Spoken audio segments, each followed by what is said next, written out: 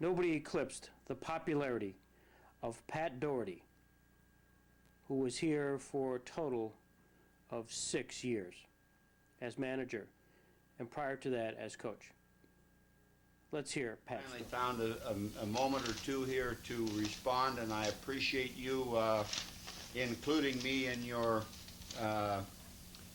Jamestown Expo history. 1977, wasn't it? I came first in 1973. I came as coach for Walt Riniak in 19. What had happened, Greg, I started in Jim Fanning. Mel Didier then was, who's now the farm director of the new Diamondback Club. I managed Sarasota, Florida, well, actually Cocoa Beach, Florida in 1992. 1972. And I managed them to the worst record they ever had. And, and I was going to mention that tonight. I think I had a 9-60 record. We lost 23 straight games in July. But then I used to tell the people back home, and that was my first year, and I thought, you know, I thought I was the Leo DeRocher and Casey Stengel. I thought I was everybody. That this was going to be easy. I'm going to move right through professional baseball. And surprisingly enough, Gary Carter was my catcher on that club. And Ellis Valentine, who should have had a great career, and then got into the cocaine and stuff. But anyway, when I went back home with that record, I told the people back home, because they was following in Sporting News, I said, you know, isn't it terrible that a paper as reputable as the Sporting News can get a guy's record turned around? But I blew that leg out of the water in 72, and was a young high school kid that came there to catch, and he had a history of doing the unusual. One night we had a rain delay, and we were all in the locker room, and finally a couple of players come in out of the dugout and said the game's been called. It's just been announced over the PA system. And almost immediately after that, the two umpires come into the room furious, wanting to know who called the game.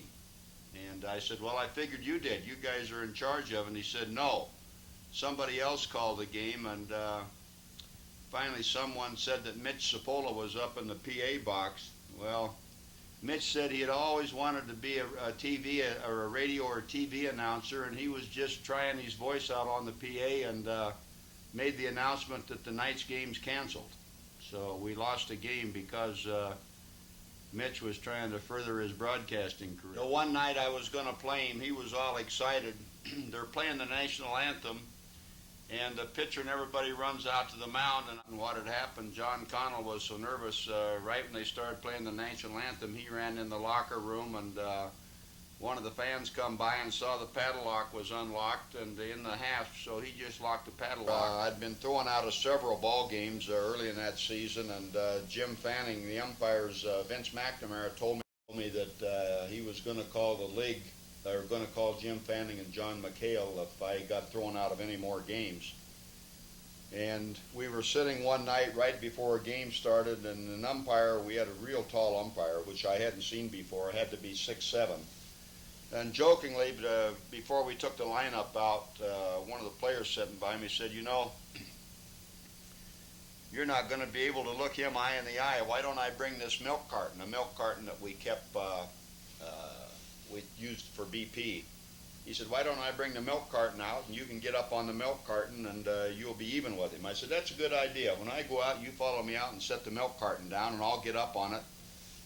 And anyway, I thought it was a great joke, but the umpire didn't, and he threw me out before the game started. And I can remember pleading with him, and said, I told him I didn't use any bad language.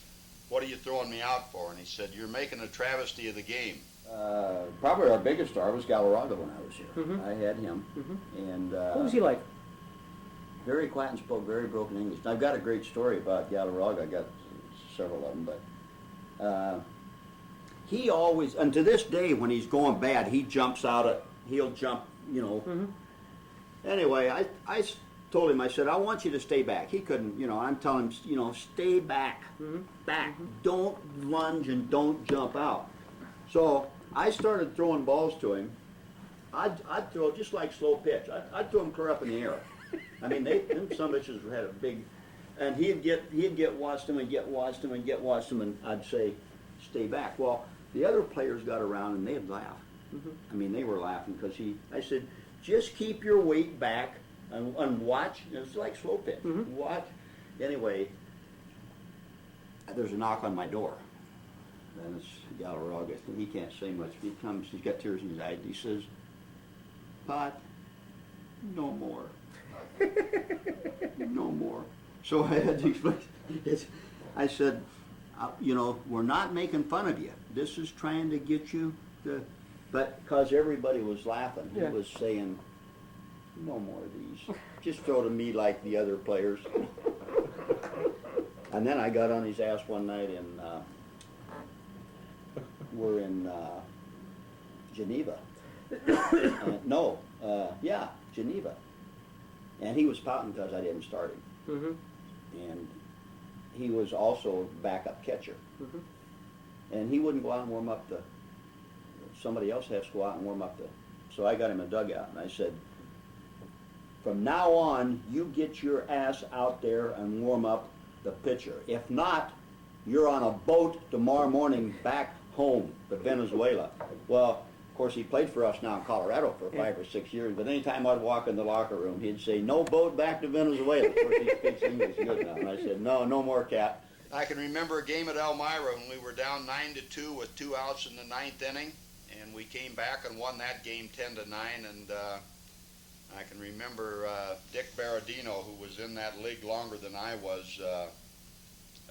Remember him chasing his players out of the dugout, carrying their clothes. They didn't even get a shower. Really a high-strung kid with a hot temper, and me having a hot temper, we went head-to-head for that whole year. He thought he should be playing at West Palm, and the Expos thought he should be playing at Jamestown. And at that time, he could really play. But after about 14 years in the big leagues, I've really never seen Tony, but a year ago, one of the players told me that Tony Phillips said hello. Tony Phillips said hello to the best manager you ever had. And here all these years I was avoiding him, thinking that he probably remembers me as a guy that was on him every day. I remember John McHale coming in our old locker room during a rain delay and watching the rain trickle down on his new suit. And I thought, well, at least he knows now what the players and the manager is going through in this old locker room, because it used to pour down those steps, and there was some good lockers and bad lockers in that locker room. The good locker was one where you come in after a rain and your clothes were not all soaking wet. We had a big linebacker from Eastern Michigan named George Shervish. He looked like a Omar Sharif. He was tough, and he was mean, and he was tough to handle. But anyway, I had a phone that Pat Mullen, the old hitting instructor we had here, gave to me one time, and it's amazing. If you ring a phone, I don't care if it's in a bar or what, if you ring a phone, everybody will stop. And anyway, I hung this phone in the dugout. I told the guys I'm going to get Shervish because all the girls, he always had 15 girls asked by him, but it just had a little cord on it, and I just pounded a nail in the thing, the dugout, and hung just a little plastic receiver, hung it up there. But I told one of the pitchers, I said, when Shervish comes in from right field, ring that. So he comes down and gets a drink, and I'm standing on top of the dugout. So the kid with the little buzzer he had in his pocket, and he rang it and rang it. And pretty soon everybody's looking. So I said, Bill, get the phone. And I said, I don't know who in the hell, I just had this thing put in, who in the hell give the number out?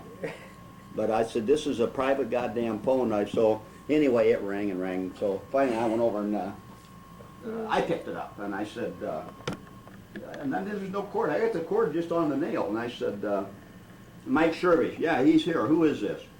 So Shervish stops. He's like, shit. So I said, Mike, take this time. You know, we're in the middle of a ball game. And whoever in the hell's calling you here, tell them that, you know, you want no more phone calls. This is a Skip's phone in this dugout. So he gets clear back in the corner. He pulls that thing out and gets clear back in the corner. And I thought, he's liable to hit me or throw me clear out of this dugout. But anyway, he started talking and that, and finally he looked at the plastic receiver and threw it down. Mike Shirley.